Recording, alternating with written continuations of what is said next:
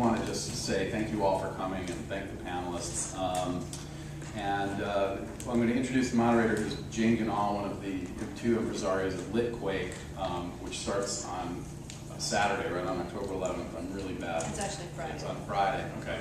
On Friday, right, because this is Saturday, thank you. It starts on Friday, so go to every event. And I'm going to let, and I also want to thank Jane, as Bill did when we started, for helping us sort of figure this out, and for her immense generosity and help in putting together this weekend. So, Jane, I'm going to leave it to you to introduce everybody, and thank you all for being here. Thank you, guys. Thank you.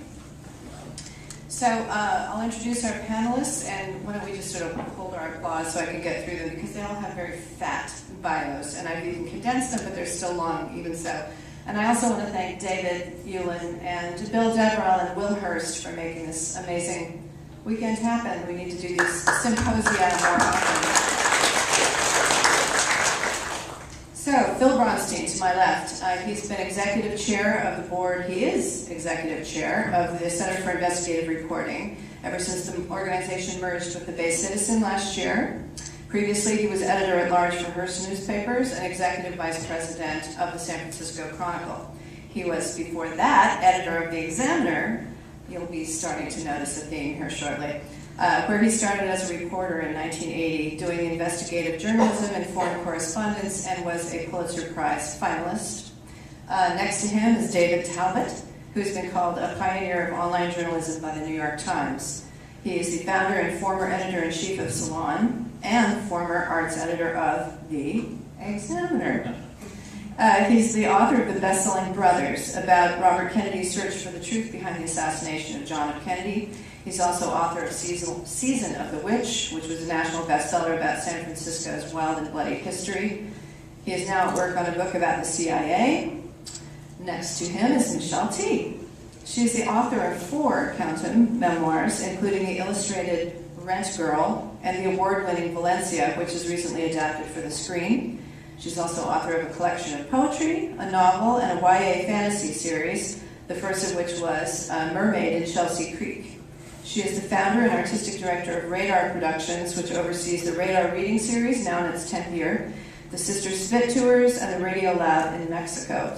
Radar Lab in Mexico. She's currently working on a 5th memoir titled How to Grow Up for Penguin. And last but not least, we have Gary Kamiya. He dropped out of Yale to attend UC Berkeley, where he was awarded the Mark Shore Citation in English Literature, all the while driving a taxi in San Francisco. He worked for, guess who? The Examiner. As senior editor of Sunday magazine Image, he was also book editor and culture critic before co-founding with David Talbot Salon.com.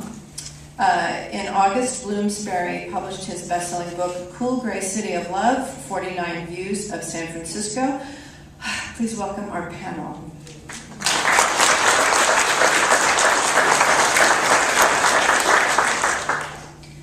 So even though we're going to cover a lot of facets about San Francisco, I thought I would start out with a quote from the New York Times about our literary culture here.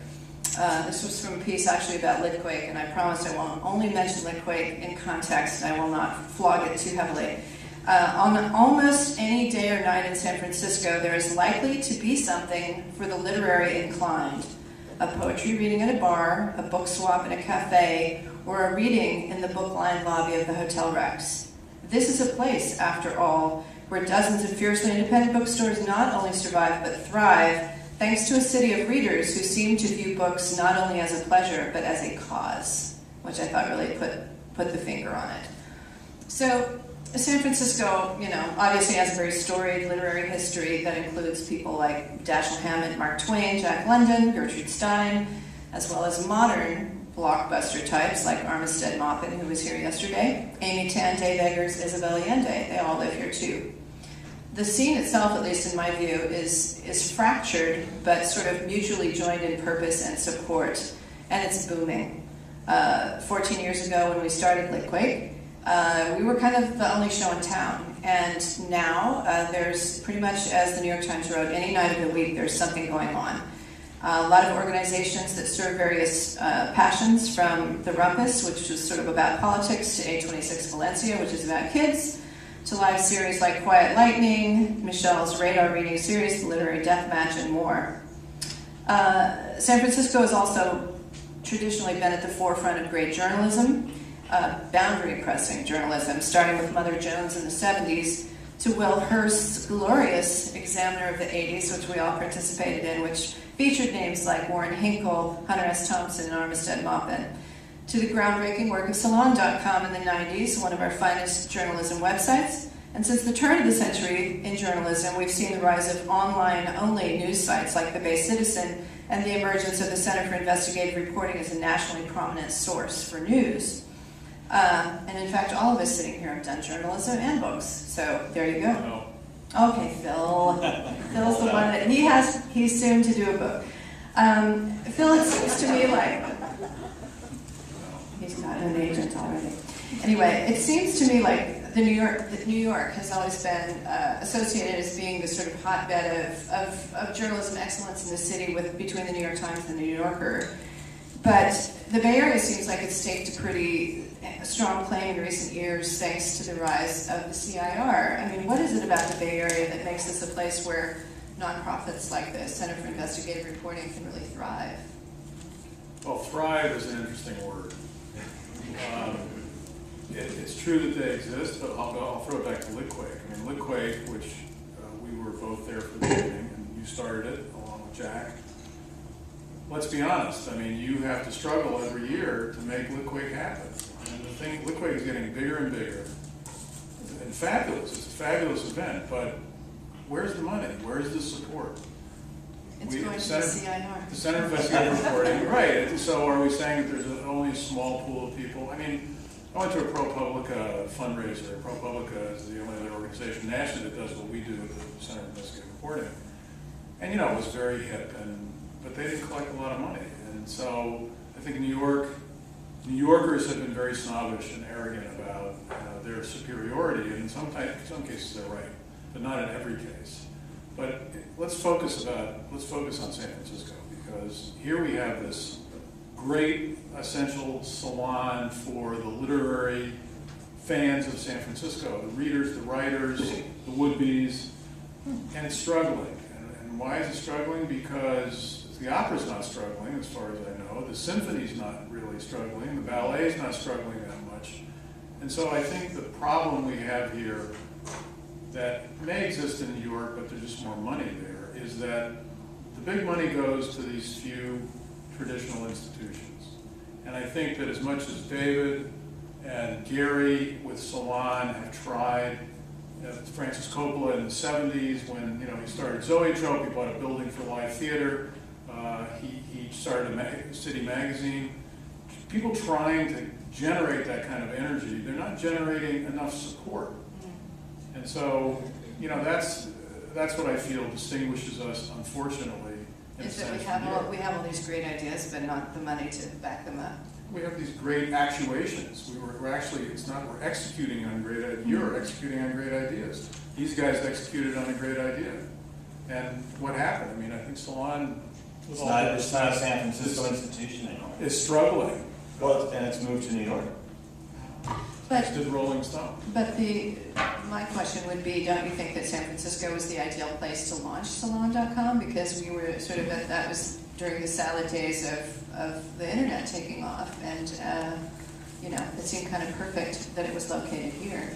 Yeah, so look, I was fascinated by the earlier panels today by Kevin Starr's remarks and by the panel that we just saw on science fiction and kind of the tension between a utopian and a dystopian view of California and San Francisco in particular.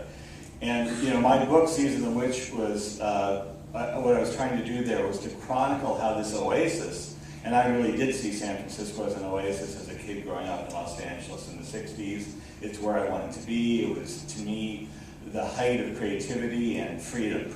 And but I think, and the struggle that helped bring that about, I mean, San Francisco, as Kevin Starr would say, had, those roots are very deep and go very far back. The progressivism, the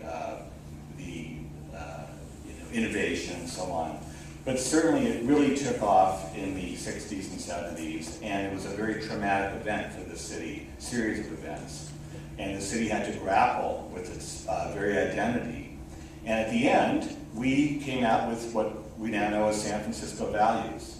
And so my book is a tribute to that social, creative, political struggle and the city that it brought about. But I have to say, more recently, I would lean more in Phil's direction, seeing the problems with the city. I think now that it's not, it's a beleaguered city when it comes to fostering creativity and change and bringing young people here who aren't involved in the technology industry. I think what we're seeing today is a tale of two cities, and you can see it just walking outside here, where you have Oracle plastered all over City Hall, and we have a CEO, I think, instead of a mayor, Ed Lee, who's deeply embedded with the new technology regime. While you have, the army of the homeless using the library as their place to wash and the one kind of sanctuary that they can go to. So the creative class in the city is being pushed out. That's the fact. I don't know that many writers who can hold on to to their lifestyles here and live in the city anymore. I mean, the middle class is being pushed out, the underclass, and it's a playground more and more, I think, for the Larry Ellison. So I think that's really the tension in the city these days. I think that is absolutely accurate, and I think it's a perfect point for me to toss it to Michelle T., who has sort of thrived as San Francisco's reigning sort of literary underground goddess for many years now. But you have written your books about the sort of literature of the disenfranchised. I think Peter Plate and you and others that have sort of written about the non-tourism side of San Francisco. And yet, how do you think that has succeeded? Do you think that you've succeeded in sort of drawing attention to this sort of struggling Mission District kids who have a hard time paying their bills? No. No? No, well, I mean, the problem is systemic and it's structural, and it's a lot larger than any one literary subculture in the city, And I think that what's happened here with all the influx of money, there's this really frustrating, I mean, not only am I a writer and all of that, but also I run a nonprofit, so I'm really involved in nonprofit arts funding in that whole, world. And there's been a lot of talk, all this optimistic talk about how the tech sector that's here it's a creative sector, and they're somehow going to be this cross-pollination between, the literary or the arts groups and individual artists in the city are somehow they're gonna make it rain for us, from the tech sector, and it just seems crazy, like it's never happened. Like my organization, we have no connection to tech people. I mean, like my fiance works for y'all, that's like my big connection, but like we don't have, it's not like we can just go knock on a door at Twitter and be like, hey, we're awesome writers, fund us. It's like those connections aren't being made. And I feel like on this larger thing that there's like, I don't understand why our city doesn't have a sort of task force that's charged with looking at the effects of gentrification on the city as a whole. There's so many problems that we're facing that they don't have to happen. I mean, there's like things with like rent and just landlord greed and all of that stuff. Like we could possibly be a city that had a thriving art scene and thriving nonprofit scene and a thriving tech sector. I don't know why it has to be so oppositional, but the city's doing nothing to make it easier. It's very hard on struggling people when all of a sudden wealth is all over your city. And my literary scene has always been very like working class, lower class, self-taught writers, and and a lot of those people have moved to Los Angeles. Is that right? Oh yeah, absolutely. I've lost a ton of the writers that I used to work with have moved to Los Angeles because it's affordable. The rents, you can get so much for your money there. There's a great art scene happening because that's also where young people are moving now, whereas maybe people would have come to San Francisco in the past. LA is so vast. There's actually huge like bohemian, cool like queer art scenes going on there that aren't going on here, And they're going on in Oakland too. I mean, Oakland's awesome. People are totally toughing it out in Oakland, and there's really great stuff happening over there. But San Francisco is just insane. So Gertrude Stein was wrong, basically. That is where the there is. That is where the there is. Yeah, there's no there here. So Yeah, and you know, as far as the funding for arts goes here, I mean, it's all of these organizations fighting over these kind of tiny grants where, as the opera is, you know, nobody's really struggling except the small arts organizations here. And I mean, my arts organization, we had a few great years, and now we're really struggling right this year. And there's a lot of grants that are offered for projects. So what ends up happening with an organization like mine, like Radar, is, you know, we need funding, and we're really creative, and I can like write a grant for like I can think of a million great ideas. So we get all this funding for projects, and then we have no organizational support to do the projects. So we're all burnt out and stressed, and like, fuck, we can't, you know, we just had to actually pull out of a bunch of grants because we'll probably get them, and we won't be able to carry it out because we don't have the organizational support. Well, you know, Gary, your recent book is sort of isn't it something of a love letter to San Francisco, the 49 Views? Absolutely. So you must have found something to like in this messed up city of ours. No, well, on this subject, in some ways, I think I'm gloomier even than my other panelists about the possibility of rectifying this economic situation. We're really bumming you out today. I swear it's a cheerful But material. there's an upside. I'm also perhaps more guardedly optimistic. And so the gloomy side first. This is a really unique place on planet Earth from a financial point of view. 46 square miles where everybody in the world, including massive money from the Far East, international money, they all want to come in here. I agree, I definitely think the city needs to create a lot of housing opportunities for middle class people. The city's pretty good with the very poor. It's not so good with the middle class. And when David speaks of the creative class, you know, I don't know that there's an absolute correlation between economic class and creativity, but it's like a farm team. You want poorer people to be able to afford to come to the city and live here, and that's increasingly not happening. However, the dark side is, I honestly don't see the clock turning back. San Francisco is going to become a little bit like Carmel or like Taos, New Mexico. It's going to be a boutique city filled with rich people. This is not going to stop. There's no way that it's going to stop. We'll be able to stop it to some degree, but that's the way it's going to go. It's too desirable a place. So, you know, we've got to get used to that. And I think that and do everything we can to rectify it and to make it work as well as it can.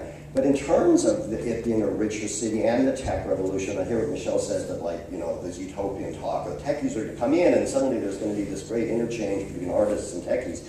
No, I don't necessarily see that happening, but looking at it from a long historical perspective, not just wealth and poverty generates creativity. San Francisco has been created in part because of ferment, because of change, whatever that change may be. So we're going through a lot of change now. With the tech revolution that's hit the city. A lot of it is bad, a lot of it, technology by itself has nothing to do, generally speaking, with creativity. It is a channel that allows creative impulses to take place. It itself doesn't allow creativity. But that doesn't mean that the fact that it's in the city that we can't have ferment and change and writers that appear as a result of the ferment in the city from that alone. And it's also a two-tier thing. Let's face it, a lot of the greatest writers that live around here are middle-class people. They're not like, you know, Michael Chabon is not poor. Dave Eggers is not poor. These are great writers. So it's, you know, we have to remember that it isn't as if, you know, a life of noble poverty is required for writing to take place. But we do need the city to be as dynamic and multifaceted as possible. But then how do we tie this sort of grim picture into the fact that the literary scene has never been more thriving, at least to my recollection. I've lived here most of my life. The New York Times was right that pretty much any night of the week, all you have to do is look up listings and there's something to go to. And this is all bubbled up from, we're not talking about Pop-Up Magazine at the Opera House. We're talking about, you know, Quiet Lightning at the Conservatory of Flowers and these sort of very cheap free events put on by people that don't have any money, but just do it for the love of it. So how did that scene come to be in this sort of extremely uber competitive and black-white economic picture? America's Cup. Don't go down that road, please. I mean, you know, if you want to look at the most recent example of what the problem is and perhaps what the solution is look at America's Cup. I mean, it's not even creatively corrupt. You know, San Francisco, and Kevin, we should ask Kevin to give us a brief speech about corruption, creative corruption in San Francisco's history, because it's fabulous, filled with great characters, and what do we got now? Willie Brown. You know, I mean, the reality is that you can have all the interest, the intellectual interest, which we do, at every single level, because there are writers who are very wealthy. And in fact, I mean, we're a journalism organization. The Center for Investigative Reporting we are plugging into some of the technology organizations in San Francisco and businesses, and some of the technology billionaires who at some point in their life start realizing maybe they need to do something besides buy another car or another house or another island. And some of them, you know, whether it's the Billionaires Pledge or however they get there, I don't care. But there is some change taking place underneath, you know, the ice that is uncracked of really boxy political corruption here. I mean, you need some support, institutional support from San Francisco, and you're not going to get it because they're too busy with this really boring corruption that is represented by Willie Brown, who's got a piece of just about every company that's been started in the last 10 years, and we all go, what a great character he is. Wow, isn't that fun? I Isn't liked that what entertaining? David said about the mayor being more like a CEO. And you know, we also don't have an institutional voice, and that's probably a good reason to do it. Herb Caen was that institutional voice. And what Caen did was not a brilliant writer, but what he did was he created these characters out of real people and made them larger than life. That includes Willie. And then he knitted them together on a day-to-day basis. So you read it like a tableau, and you said, I want to be part of that. That's pretty cool, even though some of it wasn't true. And Herb was getting free meals and God knows what else. But Herb also had a sense of civic duty, and he had a sense of what San Francisco should be. And he reminded people of that every day in an entertaining format. And it was a city of tolerance. It was a city of fun. It was a city where you didn't let people fall through the social safety net. He was a good liberal Jew, and he promoted those values every day in his column. So what I think this city is lacking, you know, and I agree we shouldn't be too depressed here, Jane. There is lots of literary ferment. And you're right, every night there's something going on in the city. I have two young sons, 19, 23. They love the city, and they're having a great time in it. But, you know, I can't see a movement, the kind of movement that created city lights, you know, the beat movement in the 50s and early 60s, or the hippie movement in the 60s, really taking root in this city the way those two cultural movements did, because they found funky, you know, low-income housing that they could, those poets and those musicians, where they could get a foothold in the city. And, you know, I think it's getting harder and harder to do that. Now, Phil talks about the billionaires. Look, I think, you know, John King wrote a good column on this in the San Francisco Chronicle a few days ago. And he reminded us that there is a tradition of wealthy people in San Francisco who do give back. Those tend to be older Jews. Warren Hellman, God bless him, you know, Hardly Strictly Bluegrass Festival going on this weekend because of him. Center for Investigative Reporting, Warren Hellman, again, helped out in a huge way there. We had two Medicis, Bill Hambrick, the investment banker, and John Warnick, the founder of Adobe Software Company, were responsible, along with Gary and me and the editorial people we pulled together, for founding Salon. They put up the money for it, and they continued to hang in there with us to this very day. But that's an older generation, and the new generation of tech wealth, I think, has yet to be heard from when it comes to not just, as Phil said, buying a third or fourth house or an island, but really contributing in a significant way to the life of the city, the civic life of the city, the creative life. We need Medicis. We need a new generation of Medicis. To do that. And San Francisco should be the Florence. It is the Florence of America in so many ways. And yet we, I think, lack that you know, people of that stature. So, you know, we should start demanding that. I don't think we lack it. I mean, you know, when Jeff Bezos bought the Washington Post, I got a bunch of calls from other press people, you know, that sort of self-feeding press thing that goes on. Like, isn't this a danger because you have one guy whose company, Amazon, happens to have a $600 million contract with the CIA, is now the owner of the Washington Post? Isn't that a problem? And I said, well, I have no idea what's in Jeff Bezos' mind, and I'm not sure he does. But we are lucky at the Center for Investigative Reporting because we have 4 billionaires who contribute to us. Not enough yet, but we're working on it. But that's our insurance, and that proves essentially sort of the fact of what David's saying is that there are people out there, I actually think there are more than currently, who are willing to contribute.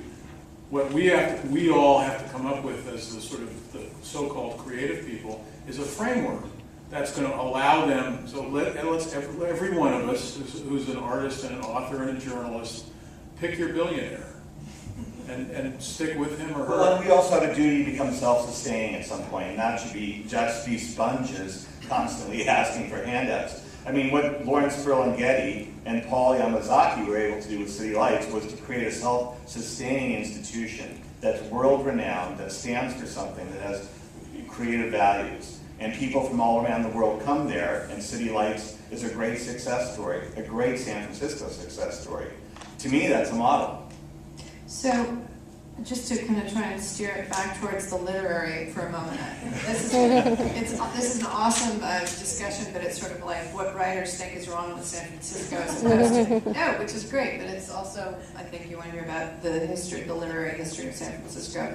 And I just wonder, as long as we're being negative, is there, no, in a good way, I mean, is there a literary movement in San Francisco that was probably undeserving of all the adulation, i.e. the beats? I mean, every Litquake that comes around, somebody wants to do a beat thing, and Jack's eyes start to rotate in their sockets. But and yet at the same time, I feel like they were, progenitors of McSweeney's, and I mean they were sort of the mavericks of their era as we have now in the city. But I mean, what do you think? What do you think of the Beats? Is there another group that we think probably were in the right place at the right time but didn't have a lot of literary significance to them? Yeah, all the dykes that have been writing in San Francisco since the 90s.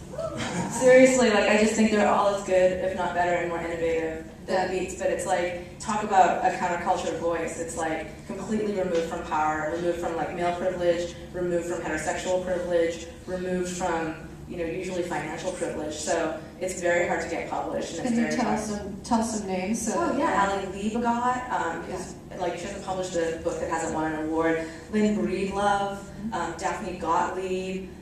Justin Chin is not a lesbian, but I don't hold it against him. I think she's a lesbian. Diana Argo. I mean, there's a lot of people, and having been a writer in this sort of, I started doing Sister Spit as an open mic in 1994 in San Francisco, and currently Sister Spit is a national tour, and we're also a publishing imprint with City Lights, which is amazing.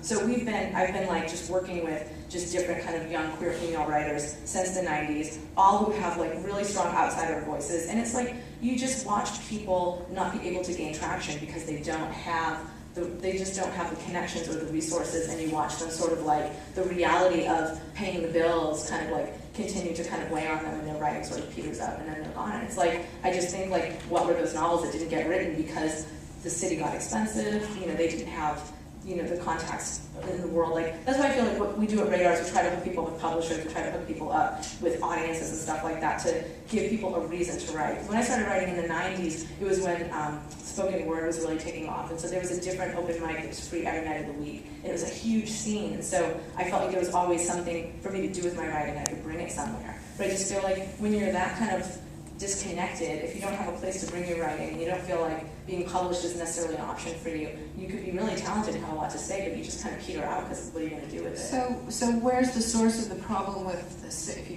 outsider voices? Is that San Francisco says come on in, but then New York or whoever says we're not interested, or where's the breakdown there? I think the breakdown is just I think there's a lot of things going on. I think we're talking about a very complicated sort of psychology almost of being outside and not having inroads in financially or into publishing industries. San Francisco's not very connected to a larger publishing industry. I will say this about San Francisco that's awesome is that they have cultural equity grants, which are really wonderful, and they have them for organizations and for individual artists that are either queer or if you're individually a person of color, or if the organization is led by a person of color, they have these grants, and they're really excellent, and they do recognize what a disadvantage you're at in probably this city more than others, and they give a lot of economic But support. that's a good question. Why hasn't San Francisco been able to build a lasting publishing infrastructure that Yeah. can support the local town here? One reason I started Salon was because I knew New York was so provincial and there was a huge amount of talent here that wasn't being exploited and tapped. I thought, let's do it here in San Francisco. And Gary and I were able to leave the Examiner and go off and do that. But No you know, fisticuffs, please. but look, Salon is, like I said earlier, is now essentially moved to New York, like Rolling Stone did. Ramparts, of course, disappeared years ago. Wired's still here, but owned by Condé Nast. So we have a great tradition of being the entrepreneurs, the creative entrepreneurs who create these institutions, which are much more original than anything being created in New York in the last several decades, frankly, in publishing. And yet, they fade out. We can't sustain them except for, a few exceptions, City Lights in the bookstore realm. McSweeney's. In Manatee, McSweeney's, yeah. Manatee Press is really great too. Manatee. They're able to stick it out. But one of the great things that I thought about the business model of Salon when Gary and I were running it are, Denver got really much coverage. We got 100,000 people to pay $40 a year. That was $4 million we generated revenue directly from our readers. And then we made up the rest from advertising. To me, that was a major breakthrough in sort of internet thinking because no one wanted to pay for anything. Still don't want to pay for publishing online. That's what it comes down to. We have to somehow connect with a base of readers, of people who actually enjoy and appreciate what we're doing, who are willing to help sustain us. But that happens with partnership. I mean, just as an example, you mentioned spoken word. So, we're a 35-year-old journalism organization, so, you think eat your spinach stories about, things that are terrible that need to change. But we do those.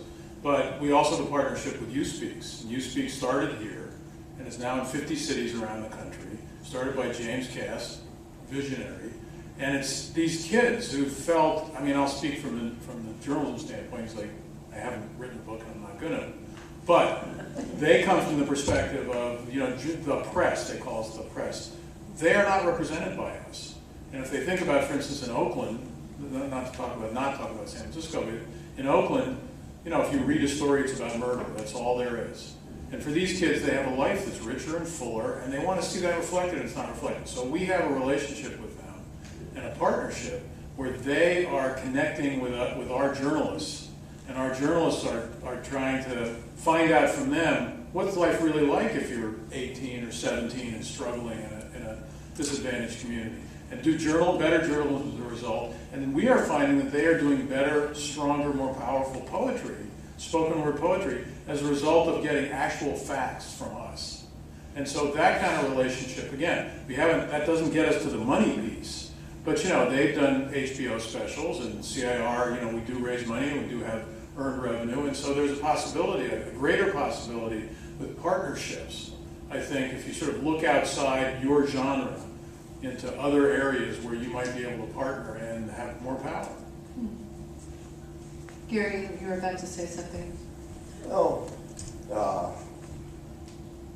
I think that San Francisco just has a real problem with not feeling the sense of the patron of the arts model, which people are talking about, is problematic because it's worked sometimes historically, but look at France, for example. The French have this enormous pool of money that they hand out to stimulate art, and it ends up becoming almost Stalinist at times. So I think it's good. We should absolutely try to educate the rich donors in San Francisco, the wealthy techies, all the new money to support the arts. But I actually like what David and Phil are saying about, trying to actually create audiences where you can be self-sustaining as an artistic and journalistic enterprise. I think that's a better leg to stand on than the patron of the arts model. I think you need the patron of the arts model, but I don't think we should completely become enamored of it. I think it's problematic. And I think that this is where I'm a little bit optimistic about the techies. I see them as a tabula rasa. I think the techies are like, you know, they don't know who they are yet. A lot of them are really young. They've come here. You see these pop-up magazine phenomena. You know, thousands, you know, they sell out dailies in like one day. And a lot of these are like these young 25-year-old hipsters that you see on Valencia Street. And they're going, this is nominally a magazine. David and I were gnashing our teeth. We used to try to have public events and bring people in. No one showed up. It's all about marketing. It's about social media. And they sit there and there's a bunch of people that do magazine pieces on stage and they get thousands of people. They fill dailies. Yeah. So this is encouraging. And it's sort of like, how do you frame it's like eat your spinach. If they think that, if you can convince people that the literature that you're putting out, the writing, the journalism, is something that's interesting to them, they'll start reading it, and then there could be a business model in which they'll start paying for it. So I think you've got to have some of the patron of the arts stuff, but I'm wary of it, and I think that there's some optimism in terms of educating. It's like we're going to have to educate the wealthy people coming into this city. Well, so Litquake, Agers, and McSweeney's, and the pop-up magazines, what is it, Doug McRae, is that his name? They, you know, those are models that actually give, I agree with Gary, us a lot of encouragement. So, Jane, turning the tables on you, asking you, how have you been able to keep Litquake? Do you scrape for dollars from wealthy people, or how do you keep it going? Is there a way to make it self-sustaining? Phil's smiling because he has to listen to me all the time talk about this. Yeah, I mean, I think the beauty of Litquake, and I don't know how the tables got turned on me, but so be it.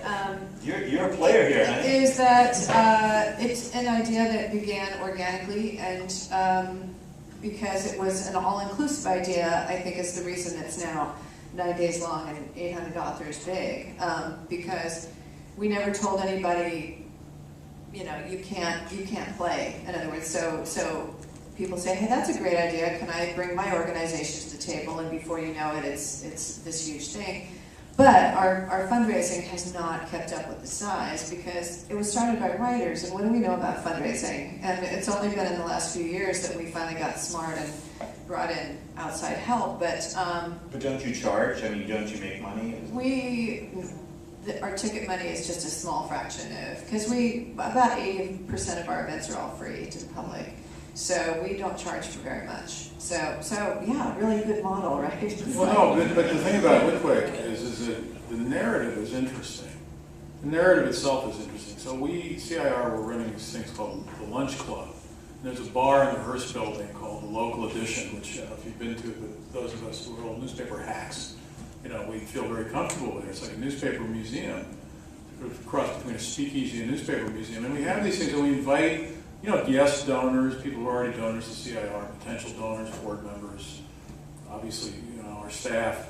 But what we do is we tell the story behind the story. In other words, we never imagine for a second that what we do is actually interesting to anyone else and how we do it. Turns out it is. And people want to hear how you got that story and, you know, driving down America's 50 worst charities and how do you bust those people and chasing a guy down the street. And we created sort of these dramatic events, which now fill up. And we are not charging people yet, but I think we intend to charge people. And I think it's true of any genre in the arts. There's a tendency to want to be, you know, self-sufficient, but also kind of you want to live in your own world, and you don't necessarily want to partner with other people or think about how you could create a narrative around it. Litquake isn't just a bunch of great authors talking to people who are fans. Litquake is a great institution in San Francisco, and I don't think, despite the New York Times, which is not God, believe it or not, I don't think that the narrative of Litquake has been told often enough and in enough places. And I think that if we can do that, if we can interest people in what it is we're doing, it's not going to be a magic chute of money is going to open up. But I do think the audience will open up and we'll have a bigger audience. We do something with the Tides Theater in San Francisco. They take our investigations and they turn them into one acts. And they fill the theater. It's a 100-seat theater, right? So it's not ACT. But they fill the theater for 7-8 shows. And why? Because journalists are normally very nervous about people taking liberties with their facts. But one of our great journalists, Pulitzer Prize winning Ryan Gabrielson, said that the theater got to the emotional truth of his story. And it was really interesting to see the actors and the playwrights and the journalists and an entire audience participate in this event. So I think we ought to look outside of our own particular worlds and see what else is out there. To me, that, as I keep trying to bend it back to the original thing, which is what is San Francisco and what is the book and writing scene here, to me, that's a perfect example of what I think we do amazingly well here, that we have these strange and great collaborations that you would never think. One of my favorite things the Litquake ever did was a collaboration with ODC, the dance company, where we had authors write original short stories, very short stories, that were put to dance by ODC, and it was extraordinary. And just to capitalize on that point, I feel like I've heard over and over again from writers who have lived both in San Francisco and New York that the scene here, and maybe you can tell me if you agree or not, is non-competitive. Well, I don't think there's ever non-competition, but not nearly as competitive as it is in New York. That here, that Litquake actually couldn't really exist in New York, because Litquake calls for, having our organization partner with Word for Word or Porchlight or one of those things, and we all, what is the phrase? It floats all boats or rises all boats or something. But do you agree that San Francisco, maybe one of the special things about the community here is that it is very community-minded and that people do collaborate? I think that's totally true. I think that one of the reasons that San Francisco has such a thriving literary scene in spite of everything else is that people come here to write and to live a writer's life and try to it's not necessarily so focused on kind of commerce aspects of being a writer, and it's not as focused on the market, for better or worse. I think that's also one of the things that I think hurts young writers in the city who maybe are promising that they could maybe live in a place like New York and catch someone's eye or be able to network in an easier manner than they can here. But I have writers from New York come and read at my series, and they're constantly shocked at how friendly and nice everyone is. The other writers, the audience, like Peyton Kennedy came and she just was spooked out by it. And I've had other writers just, again, come and visit from New York and just be like, why aren't you stressed out trying to get into the New Yorker? And I'm like, I don't know anybody who's trying to get into the New Yorker, so no one's stressed out about that particular thing, But and then everyone would love to get into the New Yorker, of course. But it's just kind of a different path, I guess, to your literary career. It's a little bit more bohemian and strange here, I think. Yeah. But don't you think most of the creative buzz in this city, when you really drill down and you see what young people are doing, and it's around food and technology? I mean, it's not like when I was growing up here. It was music. Music drove everything, and you had a Bill Graham who was the Medici of that scene, who was the grown-up, the businessman who made it happen, like Ferlinghetti made, City Lights happen. But nowadays, it's not music or literature in San Francisco. Really, it's food and technology. Don't you all think that's where all the buzz is? Mm-hmm. Didn't Rebecca Solnit write something great about that? Probably. Yeah. I guess I would have to, since I don't pay attention really to food or technology, I can't help but notice that the cover of SF Magazine is almost every month got some fucking sushi or something on there.